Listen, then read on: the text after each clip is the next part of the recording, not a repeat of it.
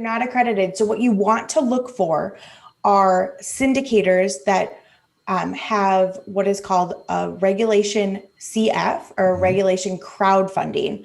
So we do this in our business, but there's very few out there who offer this because, again, they want to go after large private money where people can write a check for $1 million and without blinking an eye.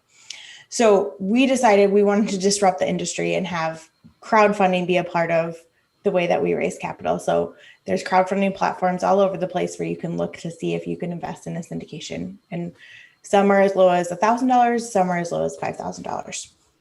That's awesome. And so today, what is your main function of the business today? So I know you've got all the, the stakes in those syndications that you did with the initial equity from your house, but are you rolling profits back in? Are you living off of the money? So tell us a little bit about how. Yep, we're rolling profits back in and we're continuing to acquire more and more. Now that we've completely changed our balance sheet, we're able to sign on the loan and help partner with syndicators and take down these larger assets and continue to bring in friends and family from private equity and help focus on marketing and sales in the organizations and provide value through those automated processes. That's awesome. So you're actually doing the deals now as one of the main, so you're going out and raising capital today. Yep. Mm-hmm. Oh, that's awesome. So you're not just investing in the syndications, you're actually one of the big ones going out. And how big of a learning curve was that to learn about this? And also, could you just clarify, because a lot of people, when we say accredited versus non-accredited, they don't understand that. Could you give the definition of what an accredited versus non-accredited is?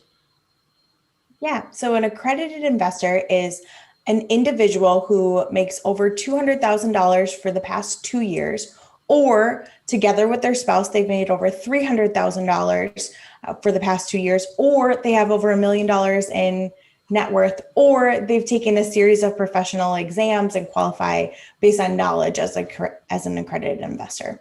Are the general 4 buckets that people normally fall into. There's additional variations if you have an entity, but those are the ones that apply to the majority of people. Almost like you were reading it right from Investopedia. That was good. I mean, I've said it quite a bit, but because I think a lot of times, and I am a partner and operate several Reg D funds, which are accredited only. So, a lot of people get scared when they see these investments, they want to invest in them, but then they see that it's got to be accredited and instantly they just say, oh, there's no way I'll qualify for that. But there are alternatives, and that's where the crowdfunding comes in. And the other one you had mentioned was what I thought you were going to say a Reg A plus. No, you can do Reg A plus, but for Reg D, there's 506B as in Bravo, where you can have up to 35 sophisticated or non-accredited investors. You just need the approval of the person managing the asset or signing on the loan. And so interesting. I'm sure you've run into with your Reg D, you're probably doing 506C as in Charlie, where that's open to accredited investors only. But with 506B, you have to have a substantive relationship with someone who knows, likes, and trusts you. You can't just open it up and blast it out all over social media. So It really is about who you know. Your network is your net worth in a 506B regulation.